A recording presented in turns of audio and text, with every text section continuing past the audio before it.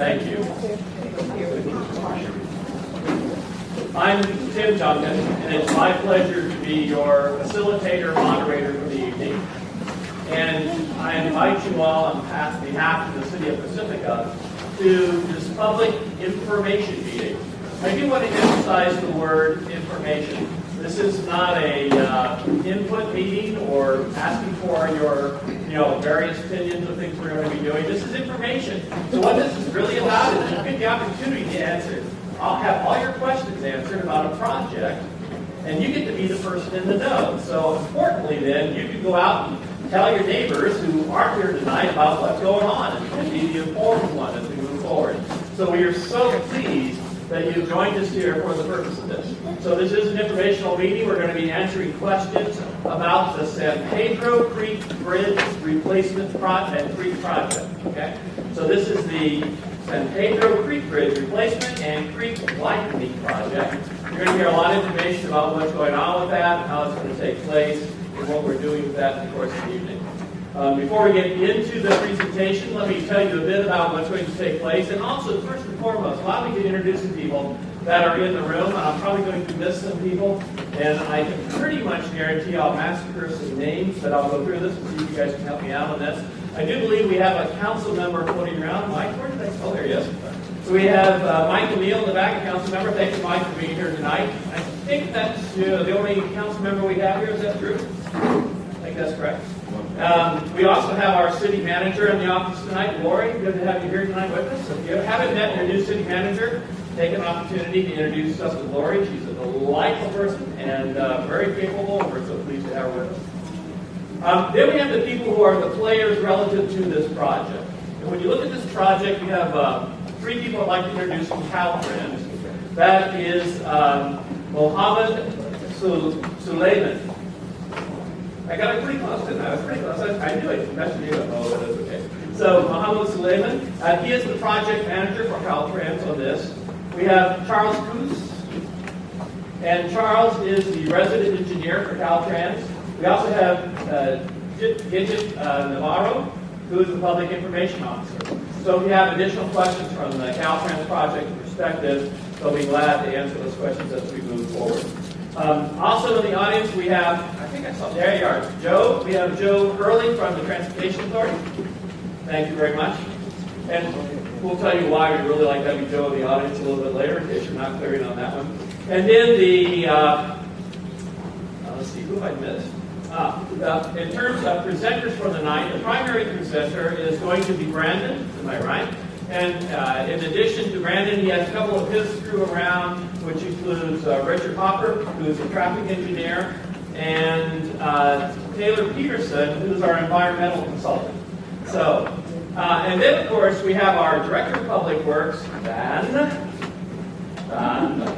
Okay.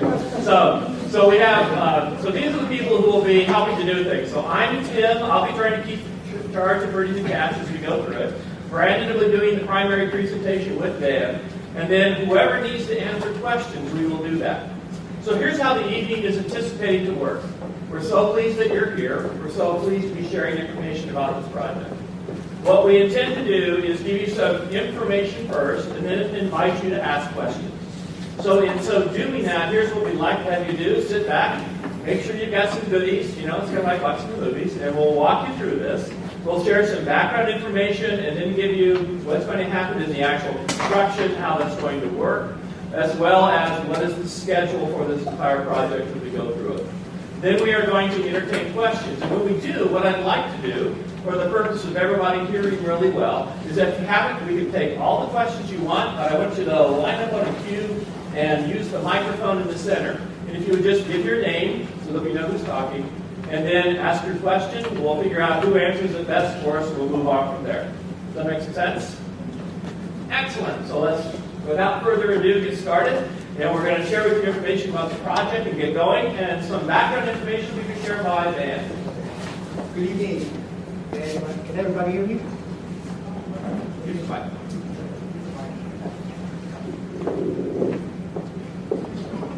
Good evening. My name is Van Zambogen, and I'm the Director of Public Works for the city. And the Route 1 San Pedro Creek Bridge actually started about 30 years ago. I mean, it was originally part of the Devil Slide project until Caltrans qualified the project limits. That's why it was included in that. In the late 1990s, the city was able to acquire a grant from the Transportation Equity Act for the 21st century in the amount of $1 million, and that started it all. Okay. The original project was just to replace the bridge, and it's supposed to be complementary, and it is complementary to the flood control project that the city endeavored in 2005. Okay, the existing bridge that you have there right now is about 60 years old. It was constructed by Caltrans in 1954, and it does not meet the current seismic and structural standards that we have today. The bridge itself is within flood zone elevation. That's why it's susceptible to flooding. And one thing I want to point out is, much like Devil's Slide, the bridge that you have there right now, if anything would happen to it, whether it's closed or whatever like that, it will render Pacifica like a virtual cul-de-sac. It will paralyze the coastal route of San Pedro County. So it's very important that this bridge be kept in a structurally safe and seismically safe condition. Brandon will speak more about the details of what the project is about. But I just want to also let you know that in 2005, when the city was working with the Army Corps of Engineers towards the completion of the flood control project for Lower Linamar, it was supposed to be done at that time. It would have been great if we can do it all at the same time so we can have the collection that we wanted. Unfortunately, because of funding, we're able to do that. So the Army Corps project skipped this section between the two bridges. And now it's coming to reality. This project will complete that, and hopefully we'll get the benefit of a 100-year storm event capacity. With that, I'd like to turn it over to President's own mic, and so that they provide you with more detail about the project is about. And as Tim had mentioned, later on you'll have the opportunity to ask any questions that you may have about the project. All right? Thank you. Great, thanks, man. Everybody okay? My name is Brandon Davis. I'm a project manager with Wilson Cam, civil engineers, and we are consultants to the City of Pacifica for the design of the bridge project. We're actually involved in the environmental phase as well. And as that Dan mentioned, about a decade ago, the Army Corps did a project here to the east of the bridge that was aimed to alleviate flooding in the Lower Linamar area. They expanded the floodplain there, and what we were left with, though, because there wasn't enough funding to replace the bridge, is a point of restriction. And the bridge between the abutments is too narrow, the bridge is kind of low. So the flows really have a hard time getting out to the ocean. So we still have a potential for flood here at the bridge site. So, as Dan mentioned, it doesn't meet the current seismic standards, structural standards, because it was built in the mid-50s. The bridge deck is below the flood zone elevation. There's no capacity for the 100-year storm flow within the creek to make it out to the ocean in this area. But there are benefits from this project. And the project is going to complete the Army Corps flood control project for the Lower Linamar area. It's going to expand habitat to two endangered species. That's the California red-legged frog and steelhead. It's going to provide a connection, a disconnected trail system. And it's also going to be constructed with current seismic standards and structural codes. For the status of the project, we've already been through the environmental phase. We've completed the CEQA and NEPA, state and federal environmental processes. We've got our permits. We've completed the design. The project actually went out to bid. Bids were opened 2 weeks ago. The project will be awarded soon, and construction will begin in April. We'll continue through next year in 2015. I mentioned the two species we have. There were a lot of permits that we had to get. The frog, for the California red-legged frog, U.S. Fish and Wildlife Service has jurisdiction over them. They had to issue their opinion, and they put constraints on the project, how the project could be implemented, while working around this endangered species. Same with National Marine Fisheries Service. They had an opinion for the steelhead, the fish. And even though we're continuing an Army Corps project, we still need to get a full war permit from them because we are working within waters of the U.S. Coastal Commission weighed in. They care about development within the coastal zone. We needed a CDP and coastal development permit from them, and they put their requirements on the project. Then we have California Department of Fish and Wildlife, formerly known as Fish and Game. They have a lake and stream bed alteration agreement. We will be widening the creek to expand capacity. They also care about the wildlife that's there. That's a 1600 permit. And then last but not least, Regional Water Quality Control Board. They have a 401 water quality cert, and they have requirements on the project that say we're not going to put pollutants in the water and that sort of thing. So we want to make sure we're doing everything in the right way. I think this next slide is about project funding. I'm going to pass it back to Dan for a second to talk about the funding sources. So for your project funding, the total cost of the project is estimated at $17.45 million. Okay. Originally, the first funding that the city was able to secure was in the late 1998, and that's the T21. It's a federal earmark that we were able to secure a little more than $1 million. In addition to that, in 2005, the city was able to secure another federal earmark. That's part of the safety loop, and that's for an amount of $2.25 million. In addition to that, because this project has a bicycle and pedestrian component to it, we were able to secure $1.141 million, and that's from the One Bay Area Grant. The state is pitching in $3 million, and the rest of the money is coming from Measure A, Transportation Authority. That's the reason why Tim was earlier mentioning Joe earlier. He's from the Transportation Authority. So as you can see, this project is fully funded. And one thing that I would like to point out, there is no city general fund in this project. This is funded through grants. If you see them on the slide. Yes, Sam. So what we have here is a plan of the bridge. We're looking at it from the sky, looking down on it. The existing bridge it's a little bit hard to see, but you can see the bigger red rectangular shape. Within it, there's a smaller one that's dashed. That's about right here where I'm pointing the laser. That's the existing bridge. I mentioned that's a point of constriction with the creek. And what we're going to do is we're going to replace it with a longer bridge. That's an average about 5 feet higher. And what that's going to allow to happen is it's going to allow us to widen the creek out, and there'll be some re-contouring of grade within this area. And then when those two components, the bridge and the creek widening, are complete, then 100-year flood flows will remain within the creek, and they will pass underneath this bridge and the downstream San Pedro Avenue bridge. Okay? Now this graphic makes it look like this bridge is a little wider. I don't want to say that we're widening the bridge, because we're not. We're keeping a single lane of traffic in each direction, with shoulders. We're not increasing capacity for traffic, but what we are doing is we're providing a separated pedestrian and bike pathway along this edge of the bridge, and that's why it is wider, but it's not wider from a traffic standpoint. So we have, I mentioned, 2 disconnected trail systems. We have the San Pedro Terrace Trail here, that begins here. For pedestrians to access this, you have to cross the highway here, or walk up the highway to get to it, and it's not really a safe way to do it. There's no sidewalk along that side.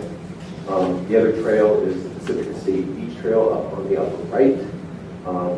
And what this project is going to do is, in pink here, it's going to connect these 2 pieces.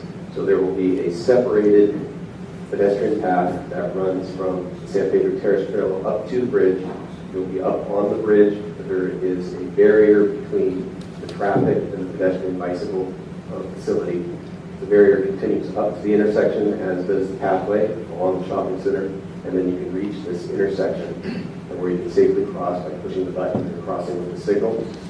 You can either go to the Pacific Estate Beach Trail or up the east side on the pedestrian path that exists on Route 1 or over to the Livermore area. So it's going to provide some connection there. Now, Yeah. So now, in order to do this, we're not realigning the road. We're not taking the road out to the beach and bringing it back around, and we're not going through the shopping center. We're replacing the bridge where it is, and we're going to have to remove the existing bridge first, so we can put the new bridge there because the new bridge is higher.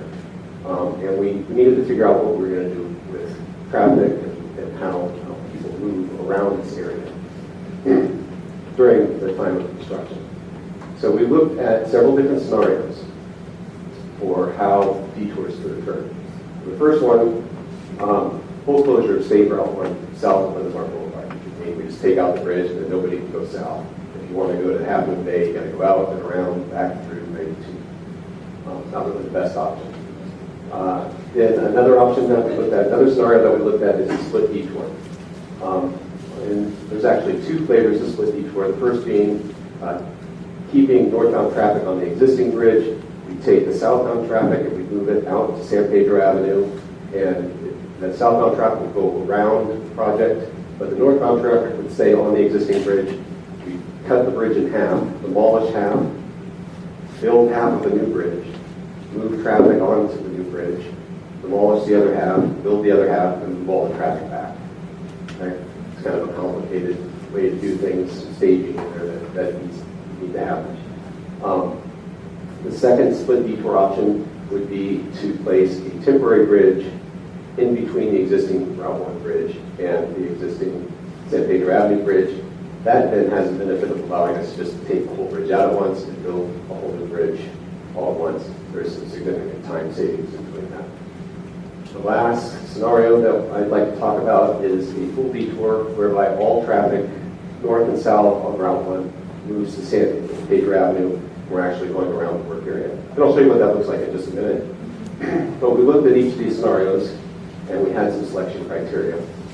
Our first being delay. So not only the day-to-day additional time it's going to take to move through the project, but the project duration itself. So as an example, the full detour where all the traffic goes to San Pedro Avenue, that project will take about a year to 4 months. If we were doing this one where we're splitting the existing bridge in half and the traffic staying on the existing bridge and building half the bridge, that was another 2 years longer, so 3 years, 4 months. So even if well, the delays end up being all within a few seconds of each other, then if you take the extra 2 years times those delays, day times the length of time, just becomes these long hours of delay over the course of the project. So that was an important consideration.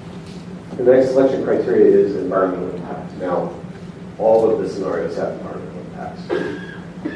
But when we stack them all up, there are a lot that are the same, and then some of the options have additional impacts beyond what the others do. As an example, maybe the temporary bridge, putting in the extra buttons and then coming back at the end and taking out the extra buttons for the temporary bridge, added extra environmental impacts. Probably needed to do more studies if we were going to go that way and mitigate those impacts so that the permitting agencies were okay with what we were doing with the project. Then there's safety. Back again to this situation where we're demolishing half the bridge with traffic on it, and we've got construction equipment working really close to the public, the traffic public. That's a safety concern. Another safety concern might be for the full closure of Route 1. If we were to close Route 1 completely, and there was some reason an emergency vehicle needed to get through there, they couldn't. So that's a huge safety concern. Next on the list, timing to get to project implementation. These options, like the environmental impacts, I mentioned, if we were doing additional studies or we had to do additional design time, that lengthens the time so we can get to project implementation. And that was important because, as Van mentioned, some of these funds have been around for a while. Some of them had deadlines that we needed to get to a certain point and get the project advertised and bid in order to access those funds, they would disappear. So that was a consideration. Last consideration is cost. Obviously, a temporary bridge is more expensive than just a bridge replacement because you've got that extra bridge that you've got to bring in, and then you got it, now you've got to get rid of it, and what you do with it, extra cost. So Again, I'm going to show you what this looks like in just a second here. But the selected scenario then is the full detour. And the reason is it has the least impacts. It has the shortest delay over the duration of the project. There were no additional environmental impacts. It was the safest, by the widest buffer between the traveling public and construction compared to the other scenarios. There's no additional costs and no additional timeline for the project implementation. Okay? So let me jump ahead. So this is what the full detour looks like. It has a temporary intersection here that allows people to get out of Detour Point. Okay? And then it has Lindemar blocked off here and here. And so if you're traveling south on Route 1 and you want to go from B to either A or B, what you do is you take right and you head down San Pedro Ave, you cross the San Pedro Ave Bridge, then we've got this new curve that pulls off and heads back on the Route 1. Same going the opposite direction, this new curve, you come along and you go across San Pedro Ave and go out to continue on. That allows us to close off this part of Route 1 and do all this work without having traffic driving right through the middle. It allows us to work faster, allows us to be safer. But what is happening is, and even in the two split detour situations that I mentioned, where we have part of the traffic detour on the San Pedro Ave, there's a need to have this intersection, again, because we can't not let people get in and out of the Detour Point. If we didn't have this intersection, the traffic would just constantly be going back and forth, wait. So there will be a signal, temporary signal here. What that means is, in addition to the times that we have here, the current wait times we have at this intersection, there's going to be wait times at this new intersection, and it adds 30 seconds for most trips. Okay? There's one exception to that. I'll show you that in a minute. It's longer. It's one time a day. But I'll get to that in a second. And then calculating these wait times, it's also important to realize that it's a worst case. It happens in the morning peak, people are leaving, trying to go to school or go to work, or just getting out the first time of the day, and then in the afternoon peak. So what that means is that when we're off peak, these wait times are going to be less. Now I say up to 30 seconds. The range is really like 18 to 28. It depends on where you're going, where you're coming from, where you're going to. But say 30, because 30 is an easy number for people to visualize and think about. Another thing is that there's a pedestrian phase at the Lindemar Boulevard section. We block off traffic here, but we can't block people walking here. So if there's somebody standing here and pushing that button, the time is still included in that. So we can't totally eliminate the time from this direction. So the time combinations for these movements include that. But the good news is that there, in reality, isn't going to be somebody there every time you stop at a red light and somebody's going to be pushing that button across the street. What that saves is about 38 seconds off the whole time. And then the last thing, if you're an unlucky person like me, drive up to an intersection, light's yellow, you stop, that's what this is assuming. You just get there, you just miss the light, now you got to wait all the way until it comes back around and it's green again. Again, that time is up to 30 seconds only. Okay? If you pull up, the light's green, you go. If the light's already red, good for you, it's still less than 30 seconds. So that's the point. I guess it's less than 30 seconds, and they're worst case. Some movements are actually faster. I'll show you what those are. Some are the same as today. And I do have to be honest with you, though, there's a couple of times where there will be longer delays. They're going to be off-peak, though. And when those times are is when the detour is just built. We still have traffic on Route 1. If we want to get people to start going on the detour, it's going to be done with flaggers. People out there stopping traffic. By state standards, those delays would be up to 5 minutes maximum. Okay, but that's off-peak, probably at night. One night at the beginning of construction, you'll come back the next day and the detour will be in operation. You'll have the same thing on the backside. We'll switch back to the Route 1 from the detour. But again, these are transient. They don't last very long. They're just short there. Okay. For this next slide, what I want to show is a couple of the movements and the times it takes to get through this new combination of intersections. Again, this one's really still functioning the same way it does now because of that pedestrian phase. There's really no time saved unless somebody doesn't hit that signal. So what we could say is that you're probably experiencing the same wait times you do here. We have this new intersection that has its new wait time, and that's what these additional times are. Those wait times. So this red movement coming from D headed to B, southbound, continuing southbound, or D headed to A, southbound headed into San Pedro Point, again less than 30 seconds. I will point out though, that's only if the signal is red. That means that somebody is coming out and trying to get out and head north, or somebody is coming in and trying to turn in. They've triggered that signal, stopped you there. You're going to wait up to 30 seconds. If there's nobody waiting there, that light will be green, and you can continue with the same to this day. Okay? You only have the wait time for this intersection. Opposite direction, similar thing. Northbound, continuing northbound and northbound in the north. Less than 30 seconds. Again, only if this signal is red.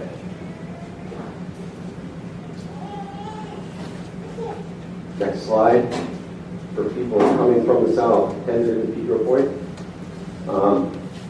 it's actually faster than it is today. That's not to say you're not going to stop and wait here. You will, but the wait time here is less than the wait time here. And you don't have to drive up and then wait and then drive back. You just have to wait and then drive. This is a faster cycle on this, considerably faster cycle on this intersection than on this intersection. So in actuality, this is going to be faster than it is today. Same in the opposite direction. And actually faster than today. This is our exception. This is afternoon peak hour, which is running around 4 or 5 o'clock right now, based on recent counts. Historically, it's been as much as 5 to 6. The last count showed it about 4 to 5 o'clock. This, for a short period in the afternoon, will have additional delay of about 70 seconds. And from there, coming up to it and going away from it, it'll fall off and be less than that. In the morning peak hour, this intersection operates, this movement operates less than 30 seconds late. So just this one nighttime, you've got to run out, run the safe way. That one will add about 70 seconds. Okay? So here is the construction schedule. It's divided into seasons, and I'll explain the reason for the seasons, and why I call them seasons. But construction will begin mid-April of this year. Detour, preliminary schedule for detour construction will take about 6 weeks. Contractor's going to come on board and they'll have their own schedule, but it'll be pretty close to this. But it'll be about 6 weeks, and we'll be switching traffic sometime in June into the detour. Okay? Once the traffic is switched, we'll be off the bridge. That'll allow us to demolish the bridge, and we can get into the creek. Begin the creek widening. Once the widening is complete, the creek will be restored. It will be revegetated. Okay? So we'll grow back all of that vegetation that's out there and create the additional habitat for those 2 species. We'll do the foundation construction. That'll be going on between June and October. So if you remember back to the beginning when I talked about all those permits that we had, and those 2 species, the frog and the fish, that are endangered, what's really going on here is that between mid-October and mid-April, those species, that's the time when they become active. And those permits and biological opinions that we have don't allow the big construction equipment work to be going on during that time. So between October and April, it's really going to seem like there's not much going on out there at all. Okay, so that's why I'm calling this a season. So it's going to, this first season will end in October.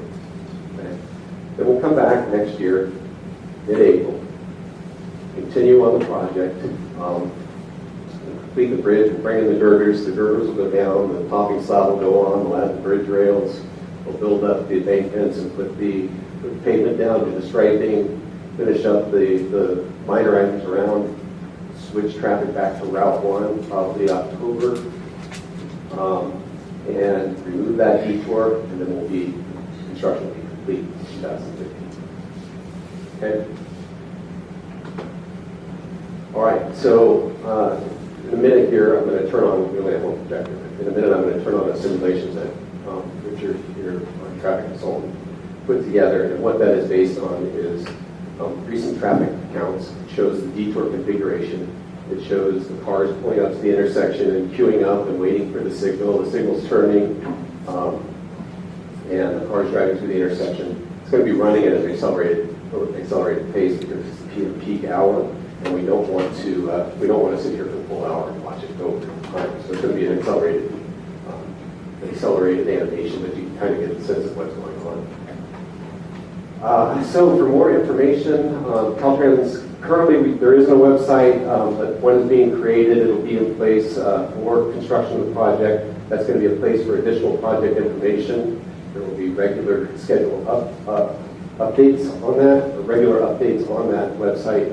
And then if you're having trouble finding that, the city's website is also going to have a link to that. That's really the end of my presentation.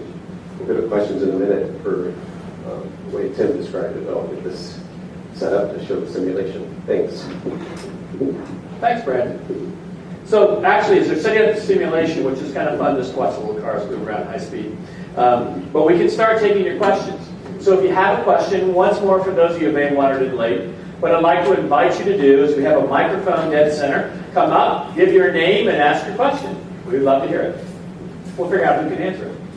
Hi there, my name is Chris Fogel.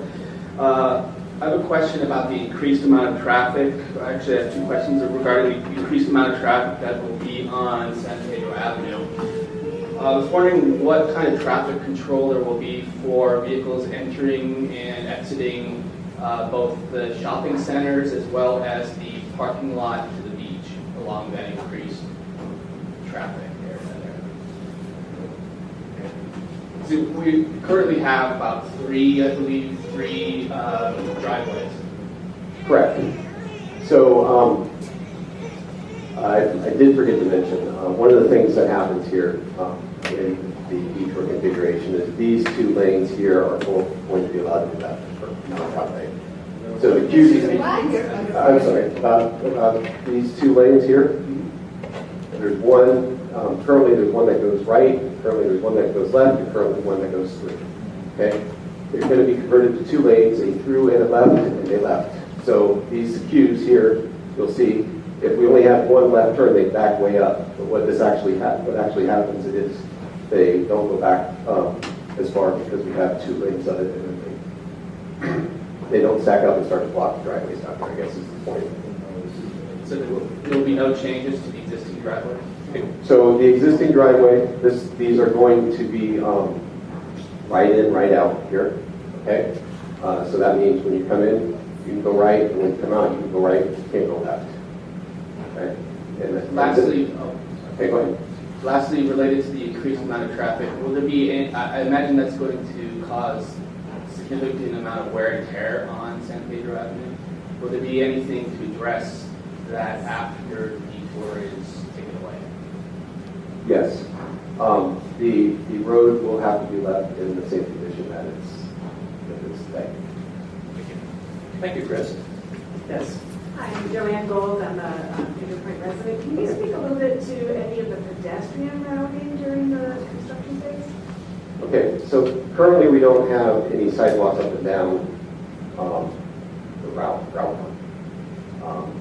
There is a pathway that runs along San Pedro on this side. That will remain open.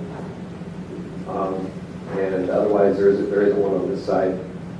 So that's going to remain open. This is also designed for bikes to be able to go through here as well. Thank you. Yes. Hi, my name is Marcia Settle, and I also live on Pedro Point, as most of the people here. And my question is, I know when although Highway 1 does not shut down as often now that we have the tunnels, there still are incidents where it closes, and the traffic all backs up on San Pedro. And I just want to know if there's any contingency plans that have been thought about as how to handle those situations.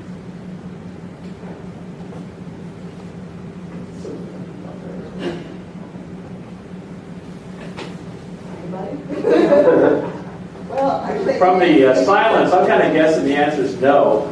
It is. So right now, I think it's the same thing. A significant problem when they close. Yeah. So should that happen, that would be something to look at. But thank you for raising that. We'll chase that one around with these Caltrans engineers. Good going, Marcia. Good asking the question. They got us in trouble. That's good. Thank you very much. Sir. Yes, my name is Ernest Hayes of Peter Point. And you did mention just now that the pedestrian access lane will stay the way it is. But what have you considered with respect to additional fumes for people walking along there? Is that in a part of the environment? Has that been taken care of at all? Thought about? The additional impact from idling cars. Well, we're still talking about the same volume of cars in a different area. I know that traffic was assessed as part of the environmental studies, and we're not expecting an increased traffic in the area as far as the air quality goes. In the environmental studies that we did, there was not a significant change. So there's nothing to mitigate the additional fumes coming from vehicles as one crosses that bridge, the existing pedestrian bridge? There's nothing to mitigate the additional fumes because it's not a significant increase. That's for a year and a half, additional fumes for people walking along there. Is that right? Right. Thank you.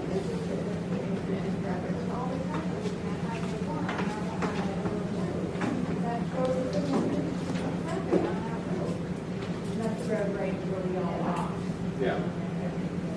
So, and so what they're saying is that when the study was done, it was deemed that it wouldn't have a significantly measurable impact upon air quality at the moment. Now that may be indicative of what air movement is and a variety of other factors in that, but that's just what the report says, so there wasn't any other permit requirements put on that. So understand your concern, there just wasn't any other permit requirements put on that one. Yes? Okay. And your name? I live on Cedar Point too. My name is Alice. A couple questions. The first one is, are you envisioning the cars traveling the same speed on this, detour as they would normally be traveling on Highway 1? Because that's a big difference. Right now, that road is more or less a 25-mile-an-hour speed limit zone, and of course, Highway 1 is about a 50-mile-an-hour speed zone. So are you envisioning that the traffic is going to go at the same speed as it does now on Highway 1 through that detour?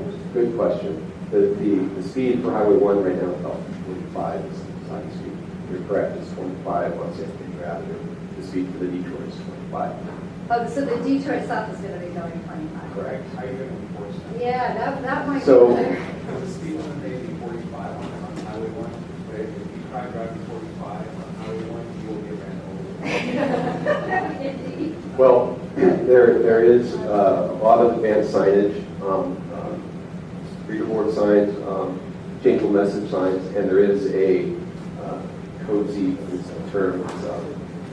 What is construction zone enhancement enforcement, where CHP will be patrolling the area, and there are funds in the project to pay for that, and they can set aside to pay for that. So CHP would be patrolling this area in an enhanced mode, both for motorists and for potential highway workers.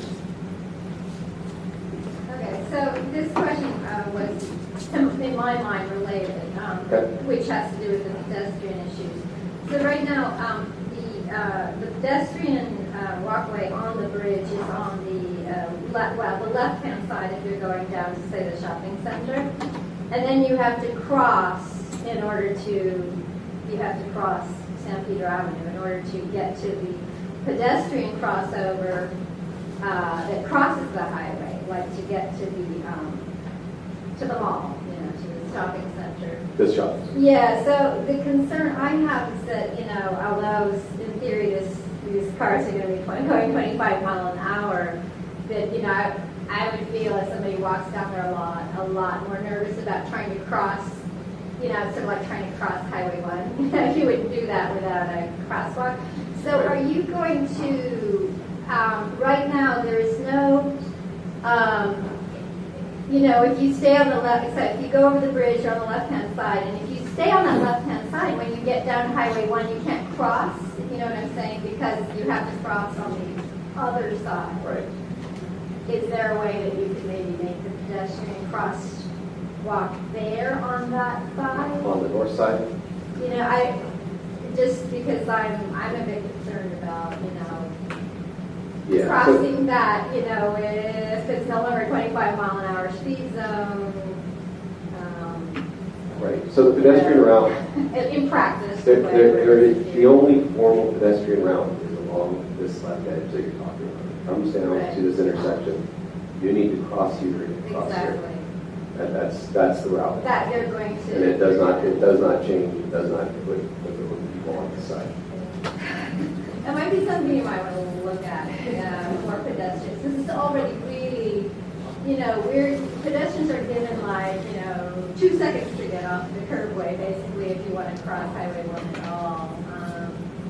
So if there's also going to be basically what is essentially Highway 1 traffic going through there, it's going to get a lot hairier for pedestrians, I think, in practice. So you might want to look at maybe also putting a crosswalk on the other side. The pedestrian timing is going to stay the same here. It's not going to. Not the timing, I meant a crosswalk. We're not legally allowed to cross on the other side, as you know. Right. So that is changing at this point. But good comment. Thank you. Yes, please. I'm Margot, also a pedestrian. I'm a pedestrian. I'm a resident of Peter Point, but I do have a pedestrian You're allowed to go question. any way you want. I do have a continuing pedestrian question about, right now, as if you're in the NorCal parking lot and you're heading across the San Pedro Creek, exactly, right at the north corner of, yes, exactly, right there. It's pretty hairy the way it is right now because the sidewalk there is right next to the road. I'm wondering if you are going to install any barriers between where the pedestrians are going to be walking and the road. Because it's hair, even though it's 25 miles right now, it's pretty dicey right there now. There is not currently a plan to place barriers there. There should be. Yeah. There is no, Absolutely. there's no sidewalk there. There's no sidewalk. There Right. are a line of plastic bollards there. You're right, you're correct. There are a line of plastic bollards there. There's not a concrete barrier currently there. So I know this was not a meeting for input, but there it is. Thank you. That was good input anyway. Liked it. Thank you. Yes, sir. Jim Lang, I live in Lower Lindenmar, so I'm on Balboa, so I'm benefiting, I think, from this project. Just a question I have, when they introduced project in 1995, the floodplain project, at that time the bridge was part of that project, and that was the final step of it. And at that time I thought I was under the impression we were going to be able to drop our flood insurance. I just wondered if that was any part of this anymore. Well, I mentioned earlier, this project actually meets the first phase of the Lower Lincoln. So what we're intending to do is right.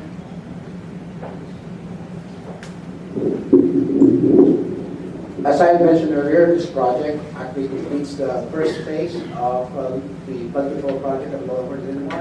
And so what we're going to do is right after we complete this project, and being that this project actually widens the creek to provide the 100-year storm flow, we will approach the Army Corps of Engineers so they can evaluate the area.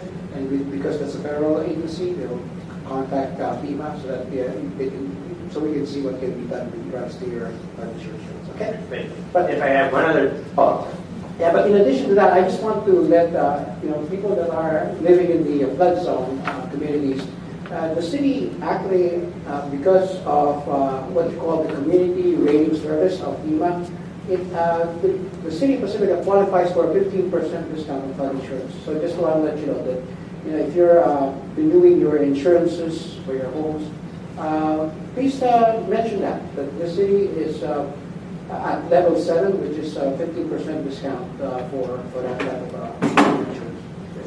One second part of the question then. I'm going back, and I'm off a little bit on these years, I'm sure, but in 1982 when we did flood, it was a three-pronged effect. I think one was high tide, the second was the pump system didn't work, the secondary pump system didn't work. I know that all that's been fixed and ratified, but the third component, which is still I think a concern, is the creek backed up, and it was from debris, vegetation, everything else. And through that backup, the bridge collapsed on Adobe, I believe, and that caused additional flooding that came over to our area and flooded our homes. And one of my concerns just in the creek itself right now, even through the 100-year floodplain project, is that so much vegetation has been put in there that I'm almost afraid that we've created another damming effect. But anyway, I'm sure that's probably part of the environmental project. Well, I will say that the hydraulic analysis does include the roughness of that vegetation in there as part of the analysis where the water surface elevation hits for the 100-year storm. Yeah. And that is considered in the flood. We're still passing these the two bridges with pre-point, with room. So presumably the drift can go through as well. Chris. Hey, again, Chris Vogel again. I was wondering if you could point out on the map where the staging area will be for all the equipment and construction Sure. material? Sure. So staging is anticipated to be done within the right-of-way, that it's going to be blocked off. I mentioned that this detour creates this area that's not being used. So we are anticipating the staging to occur here, within the right-of-way on this side, and within the right-of-way on this side. I'm not, no stumping question. I have two questions though. One is, what is that very primitive looking concrete structure that is now there? Is that part of your project? Very permanent. There's a building now that's right there, right near where the intersection is. And all of a sudden it's there. Oh, right here. Right there, that's the water district's pump house. Okay. The water district's pump house. So that's nothing to do with this? Not this. Okay, so we have to go. That's actually for the tunnel. Do you know if it's permanent? That's for the tunnel. Okay, okay. That's And my second question just goes back to thinking more about the driveways for the parking, because all of us who live on the point, experience people just pull out of the parking lot without looking to see if the traffic on San Pedro that's there. And I assume everyone's going to be going out the exit that's on San Pedro because it's going to be too hard. This one? Yeah, Yes. it's going to be too hard to get back on the highway. Well, of this will be a right out, so you Yeah, won't and- be able to turn into that direction. Yeah, and so is anything being thought of to make that a better exit from the, I know some of that is Caltrans property there, but people can't necessarily see cars that are on that part of San Pedro, and they just pull out of the parking lot. And I just wondered if that's at all being looked at as something that needs to be improved, the flow of traffic. No, there are, for this project, there are no improvements this driveway. That's it for us. Sheila and I live on this point, and you answered part of my question. So the only exit from that whole shopping center is at the south end, coming, like if you go past Fresh and Easy, there's a little driveway there. Is that the only exit from the shopping center? So there's this exit, and then there's this exit here. But you can't go left. You can't go left out of You that one.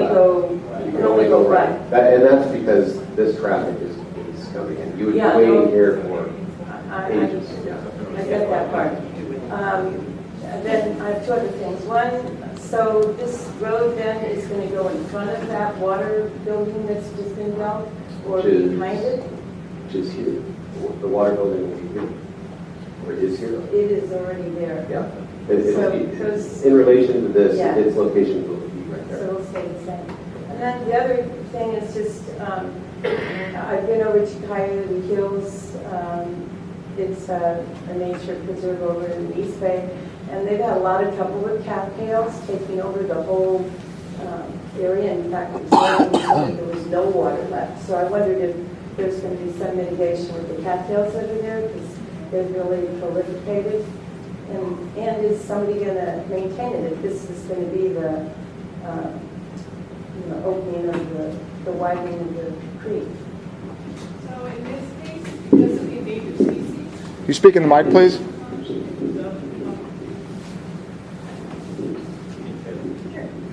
in this case, because of the endangered species and Caltrans pitching on this everyone, the cattails are actually desired as part of the habitat for both the fish and the frog.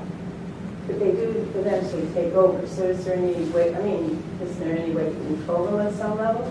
Well, the creek flow does naturally control them. It will wash them out at certain times of the year. So it's a system that works right now for the endangered species, which is important in this case. I live there and I watch the cattails take over.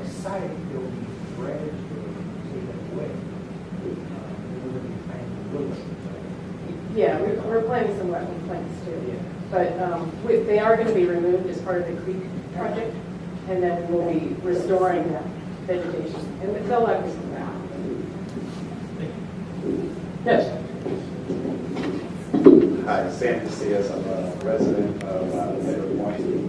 I have a few questions and I also have a comment that I'll expect an answer on. But the first question is actually, is the traffic coming out of the shopping center? Because it's really unrealistic to think that a lot of the traffic is actually going to be doing a right turn out, because most of it goes back north. People from San Francisco are using for surfing and what have you.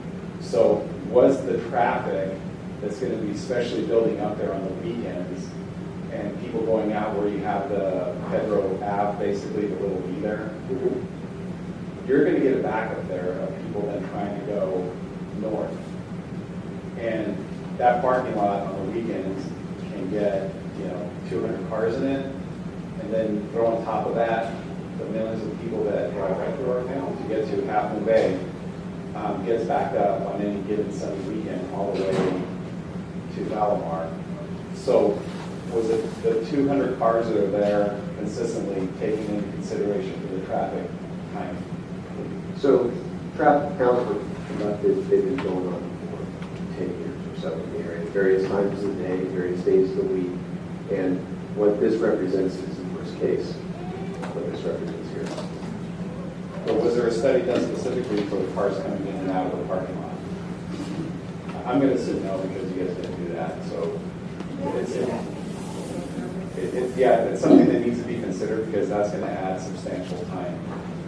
Second question is, you had a long list of agencies that you work with. I mean, one of our biggest partners in the city, because they own 52% of our property, is National Park Service. And we're trying to actually have some sort of building around the coastal trail that connects in some way, shape, or form. I think one of the biggest travesties right now is that we see a lot of the animals being slaughtered along this highway. Especially, there's some that get killed right there because of deer specifically. I know you only work with endangered species, but is there a time that we can consider additional sort of either a walkway underneath where that frontage road is? And why can't we do it now at this point when you're doing this? If you're going to mess up traffic, might as well put an underpass under there. Is there any point in bringing up any potential changes to this at this time, or is it all a done deal? Like we can't add anything more to it that would seem reasonable? But by walkway, you mean for pedestrians or for wildlife? For wildlife, yeah. Okay. So beneath the new bridge in the reconfigured, regraded situation, there is a low flow channel. You can kind of see how it happens here.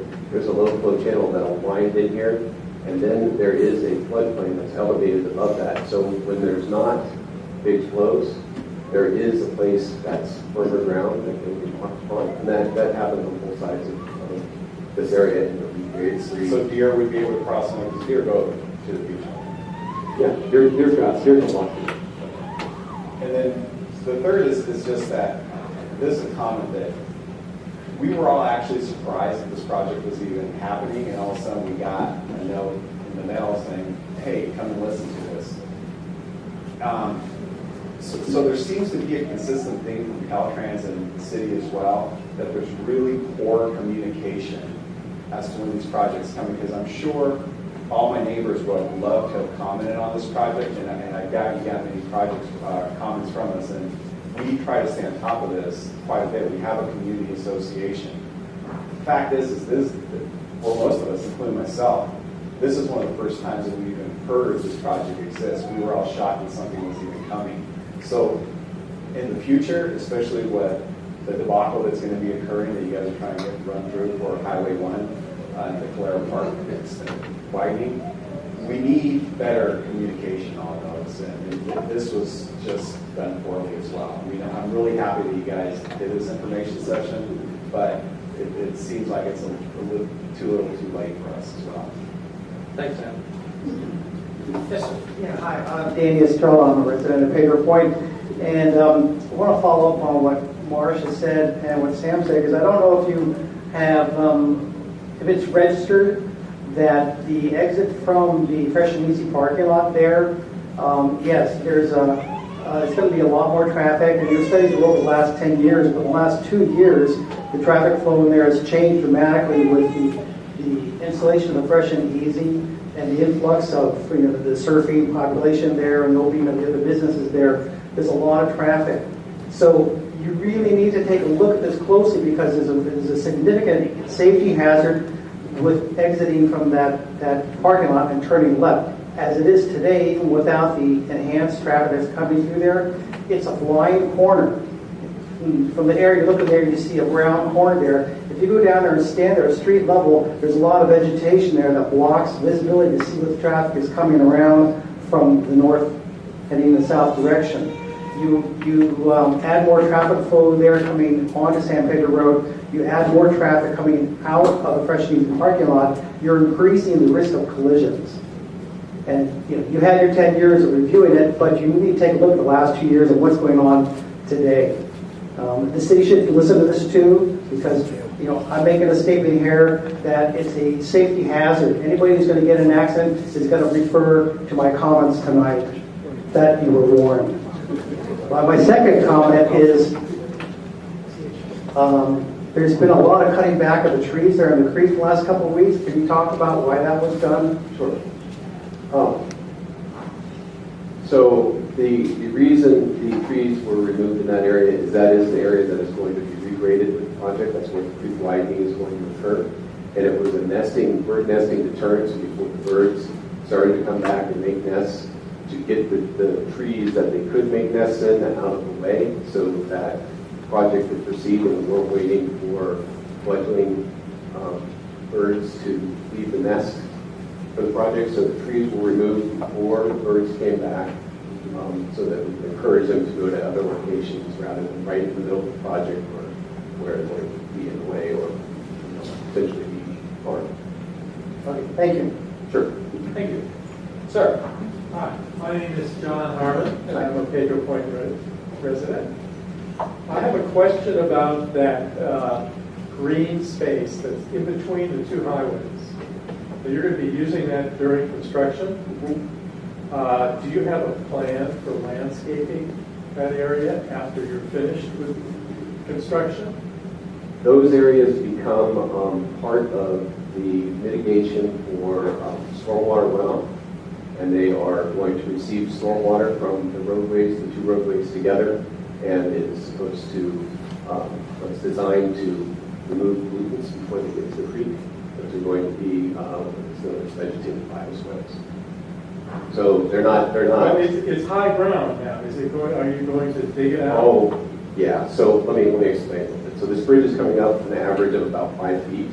So that means on this side and on this side, these ends have to come up. So the whole thing's coming up relative, and there will be a low point through here flowing this direction and a low point flowing through here toward the creek.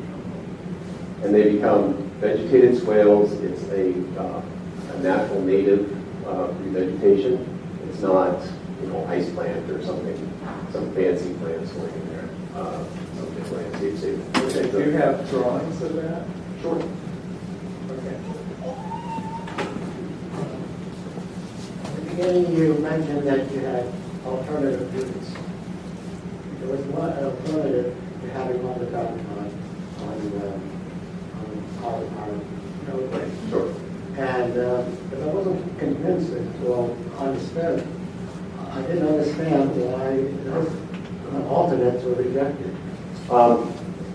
We can talk about that if you want. I mean, there were lots of reasons. There were the criteria that we had. Some had higher costs. Some had really long construction times. Some had environmental impacts that needed mitigation. Some blew out the funding because the timelines for implementation were so long. There are safety concerns. There's a number of reasons. There is a whole other presentation on that that's probably about 45 minutes long. But we can talk about what specific concerns you have, but we did look at it from the different points that put up safety.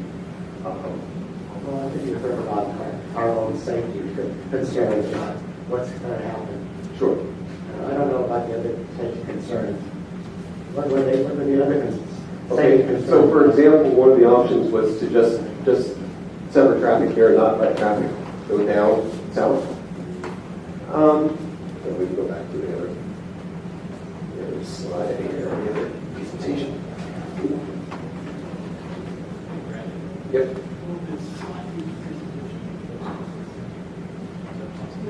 Yeah, we're post the slide. Yep. So one of the things, I was just checking to make sure, that when the website is up, which it isn't up yet, but when the website is up, this slide presentation will be posted, and that data that we were talking about, he's going to find the slide and show you I think there's 5 key reasons that this alternative was selected. When you look at those, that will be posted, and you'll have that information available to you off the web as well.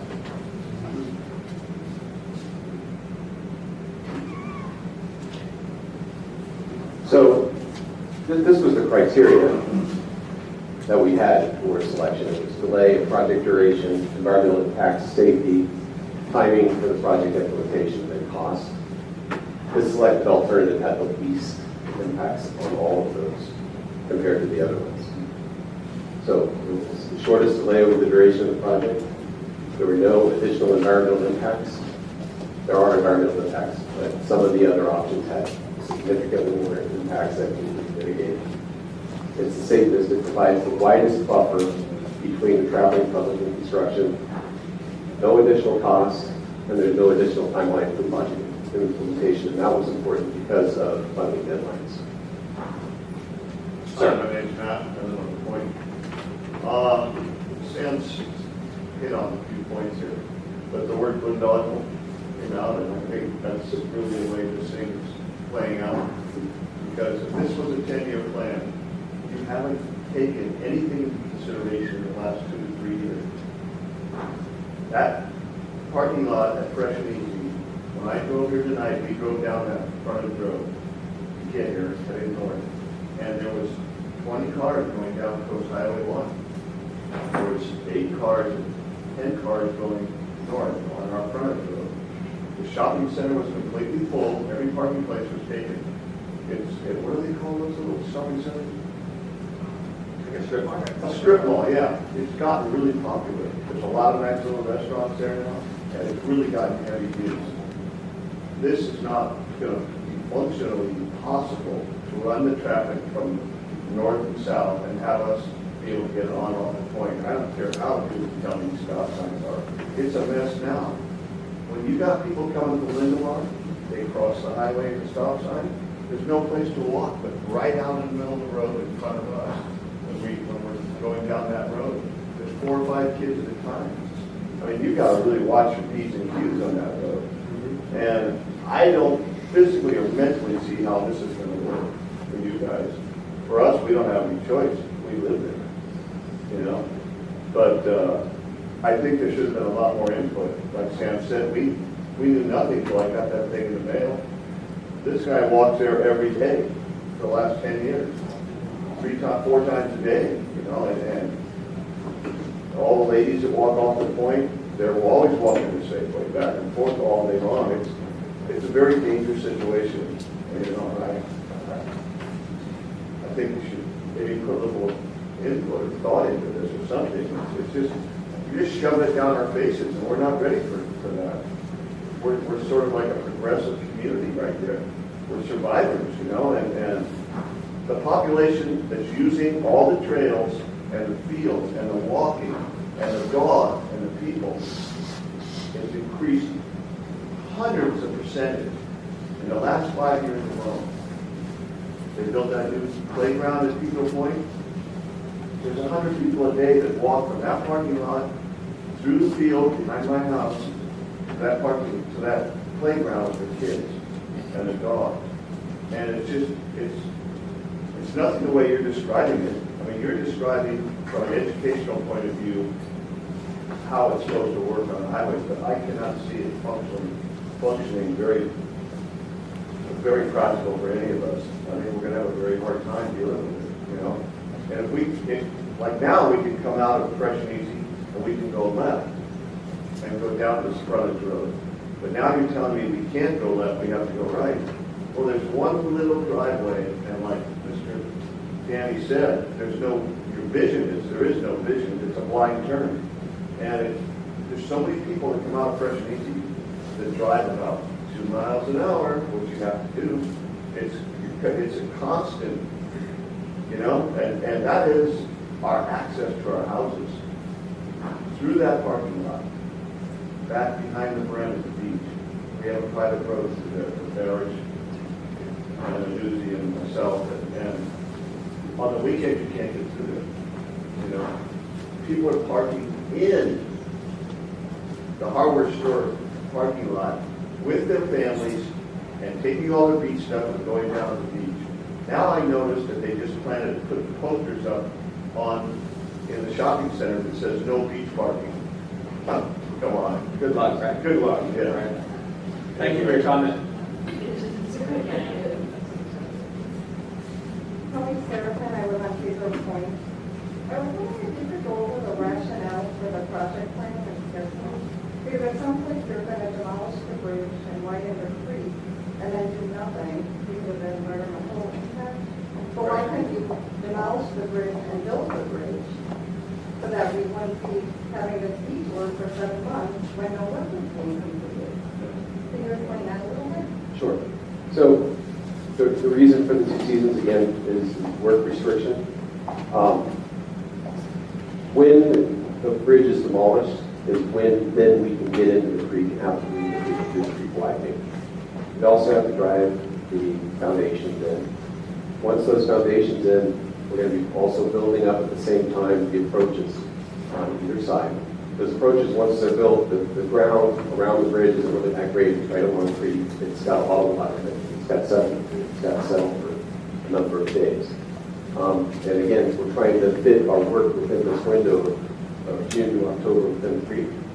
As the fish doesn't allow us to work between October and June in the creek. The environmental agencies just won't. Beyond that, the frog outside of the creek, completely anywhere around the project, limits the work that we can do from October to April. So we're trying to do a bunch of work, and there's some lead times. The stuff's just got to get in there. It's got to be, the foundation's got to be set. They've got to cure before we put the girders on them. And by the time all of that's getting ready to get the girders, we're hitting this window. And then the reg agencies are saying, no work. Why did you start it earlier? We're going to start as soon as we can. We can start in April, so we're going to start in April. The window is October to April, so we're starting mid-April. It's April. That's controlled by environmental permits. That they don't have there's a block of time that the environmental permits do not allow any construction work to take place, period. So it may not seem logical to us looking at it as dead space, but that's part of what the environmental permits require. How long does it take to build the bridge? A little longer than you think. Actually, the most important thing is, I'm a non-engineer of this, but I'll just speak to this. Okay. Yeah. Part of your challenges is what he just talked about. The first period deals with that, putting the building the land up and letting it cure and settle. They kind of, in my neck of the woods, I won't name the project, but in my neck of the woods, they seem to have rushed that. And so what we ended up with is that the land then settled after the bridge was built. And we've had this really kind of fun thing that happens as you approach a bridge and you kind of mess your car up on a regular basis. So, that settling is curing is a very important process, and it takes a little time. But it's just a construction schedule. Well, it's also got the sequencing. I mean, we've got to build the detour before we can take the bridge out. Yeah. So. Just again, as probably not popular with the Pedro Point group on this, it's just a misunderstanding of it. But on the parking lot, I go over there a lot, and most of the people leaving that shopping center go northbound. So it's that left turn that now will not be allowed. I just wonder if it'd be safer to block off those 3 driveways so that it's only an entryway in, and then everybody would go out that frontage road. At least it's versus somebody trying to make the illegal left turn and backing up the parking lot with people waiting to because that right turn is almost a mute point. You're only doing a half circle to go back to that driveway you're going to pass to go out. So if they made that just an entryway in both sides, they would get the traffic off of San Pedro Road into the shopping center easier, and it would eliminate the people making the illegal left turn, which will be the majority of the people leaving that park lot, I would assume. Yeah, it's set right now as right in, right out.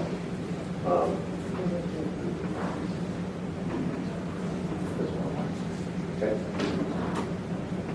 So this one actually is locked, so we're not having a ton of people trying to come out from 2 different places.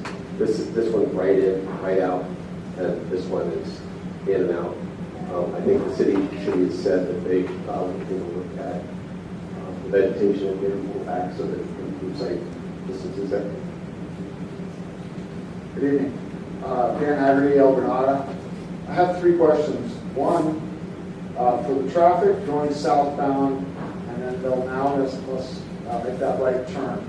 Very small radius turn there, getting onto San Pedro Avenue, going southbound. So clearly that's going to, each car is going to almost have to make a stop to make that such a tight turn. So a question on that regard, was there ever a discussion or conversation about, possibly increasing the radius of that turn and maybe for safety have a kind of triangle island out there to kind of make a easier for the pedestrians if it was wide?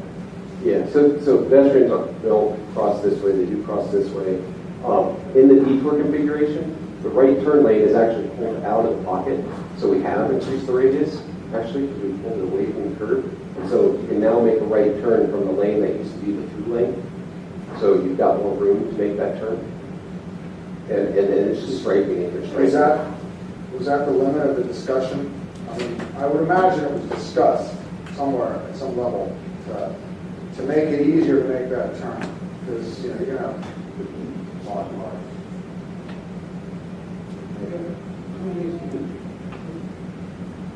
Yeah, so there's 2 going left in the Lindemar, there's 2 straight through, and there is a dedicated right turn lane.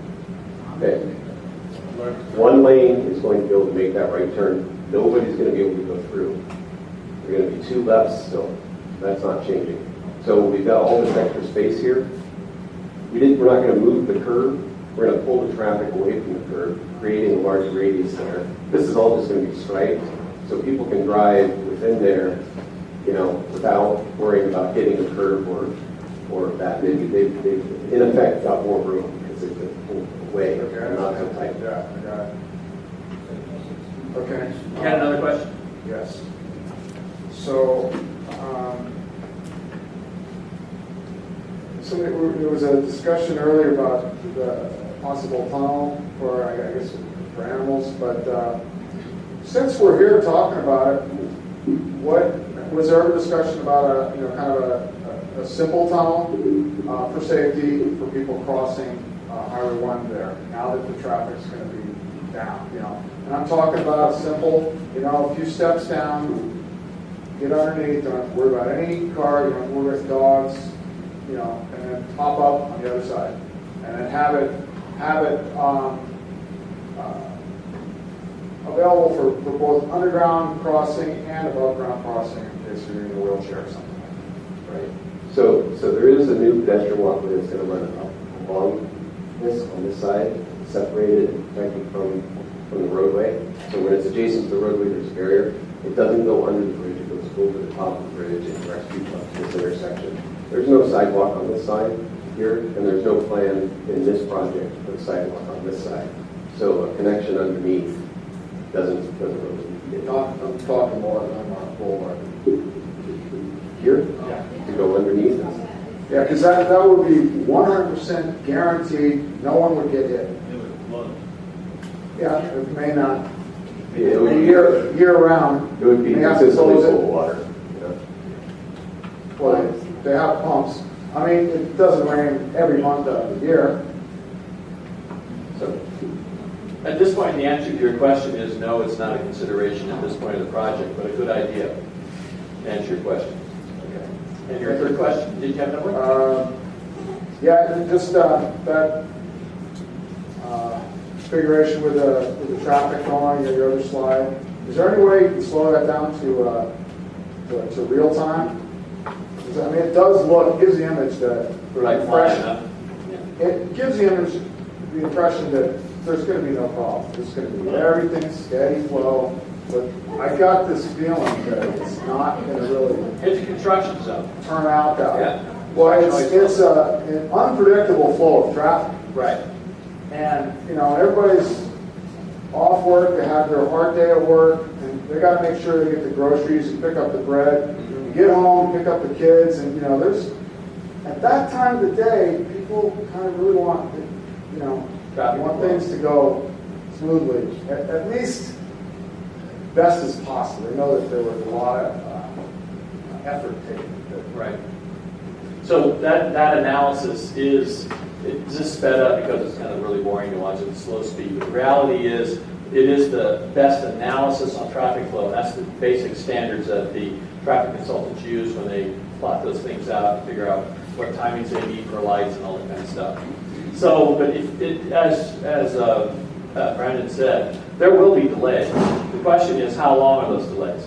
We're hoping that those delays, except for that one peak time in the PM, those delays should be measurable in seconds, not in minutes and hours.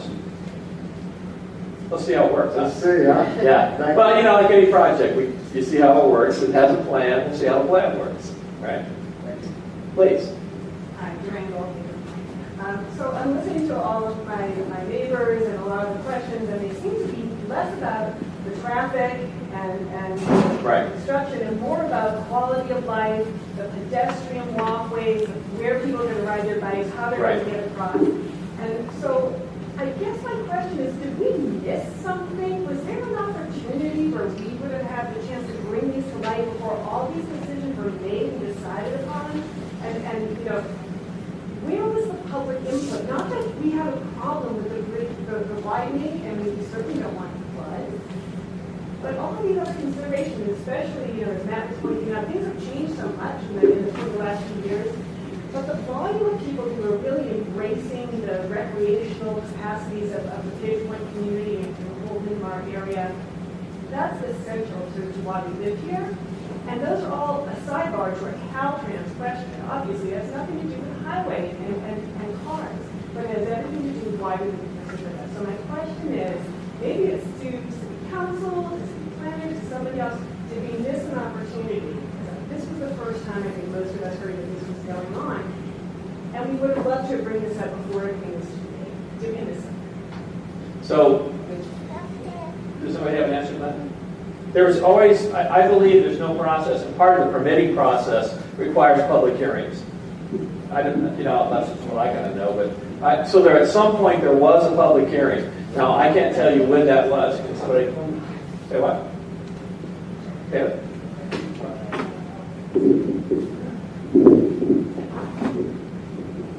Part of the problem is that it's been a long process, and so the initial environmental analysis through CEQA was finished in 2005, and the public input was at that point.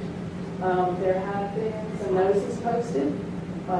out on the bridge, I believe, in that whole area on all the light posts about what was starting to happen again. And I don't know if you did any other additional mailings, but. The discussion with the council has been on what the debate was right over. I suppose those things about the.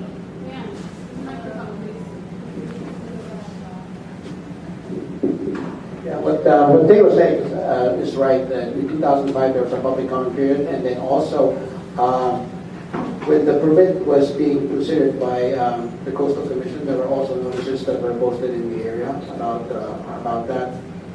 So those are the activities. So I've lived in Pedro Point for over 14 years. I know Matt's been there for a long time. All of my neighbors have been there for a long time. You guys did an excellent job of letting us know about this meeting, and I want to really thank you for that because it was really important. And then we took that up, and around the neighborhood, we spread the word and told all of our neighbors to make sure they come out and learn about this. So you did a great job of letting us know to come to this meeting, which was really helpful, but it was also a foregone conclusion, and you were just telling us how it was going to happen. In the future, if you could do such a great job with this meeting, maybe instead of putting a notice that looks like a lot of, civic numbers on the signpost as we're, crossing a highway, maybe getting that same communication would really be better. And then we would have a chance to inform you about what actually the pedestrian concerns are ahead of time and might impact the community support. I know that what I heard in the answer was the real public hearings were handled in 2005. And I think the nature of the community and the commitment of the council to communication has really changed since then. And the new standards that are happening today, I hope they change. And that in that standard of communication, perhaps that's well advised and we won't have that happen again. You have a question? Yeah, I just want to kind of second this. A lot of people weren't here in 2005. That was quite a while ago. I just got back from another state in 2005. I only knew about this project about a year and a half ago because there was a notice in the paper.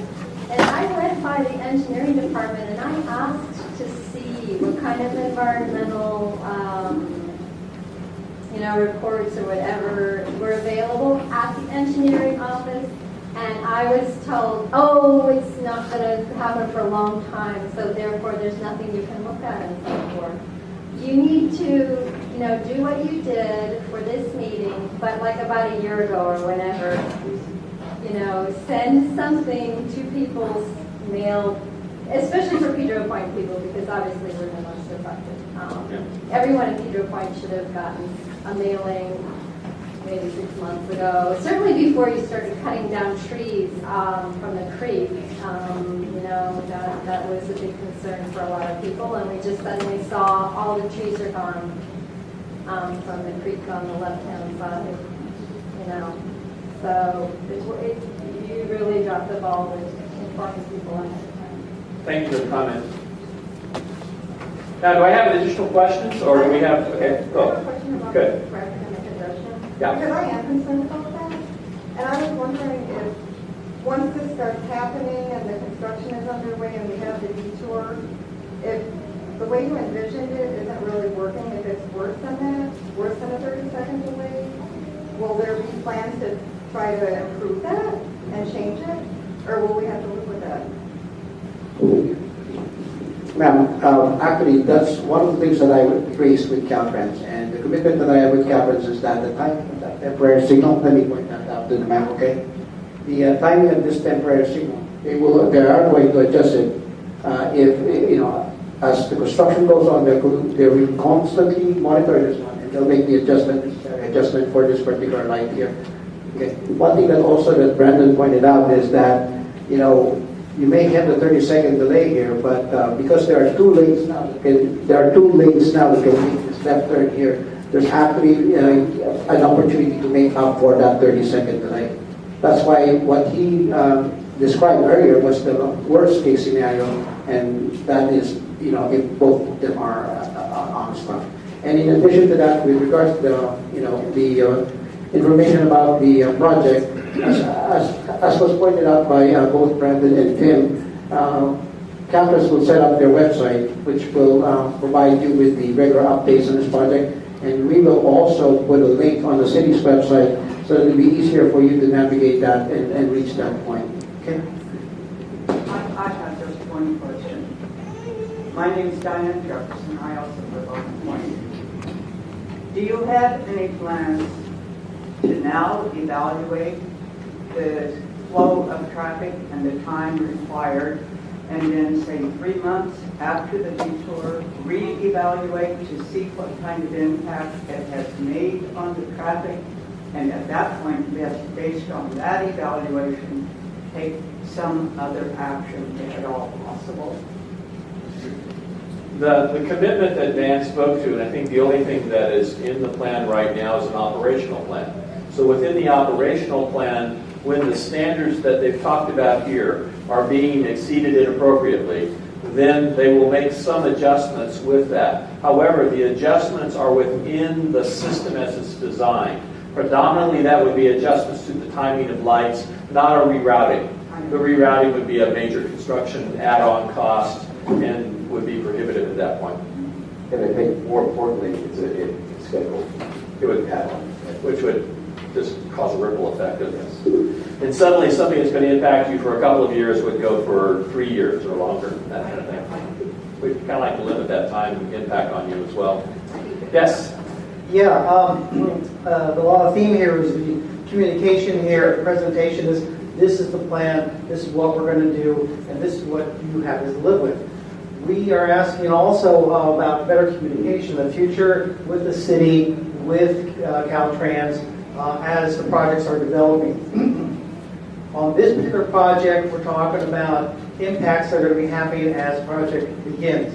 Will we have an opportunity to provide you with data, with information of our personal experiences, negotiating through the pedestrian paths here to alert you to any significant safety issues that you can act upon? Is there a place that we can communicate to you? In the ongoing communication with Caltrans, on their website, there is also going to be an FAQ potential, yes? So an immediate impact on Caltrans, who is running the project. You also have an opportunity to submit questions, comments to them, which will be reviewed and posted, correct? So that will happen as so the answer is yes, directly with Caltrans, who is running the project. Now, you always have the opportunity to run down Dan and talk to him. I'll volunteer. I'll give you his phone number. I don't know. So, no, but with your locals, you always have a chance to talk to us. But the operation is not being run by the City of Pacifica. It was designed, but it's being administered and operated by Caltrans. So Caltrans will take that feedback and listen to it on an ongoing basis. They're set up for it. They're designed for it. You input it in, send them the things. They'll post information and post answers and give you updates.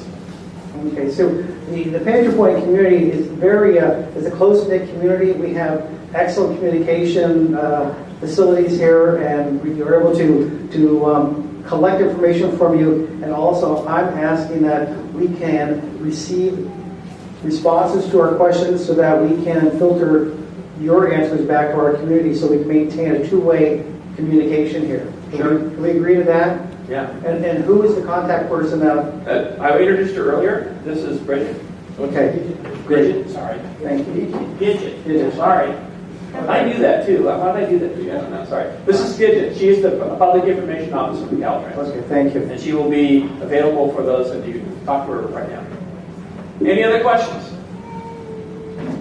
Excellent. Thank you all for coming out tonight. Thank you very much for being patient and going through our presentation. And thank you very much for both your comments and your very insightful questions.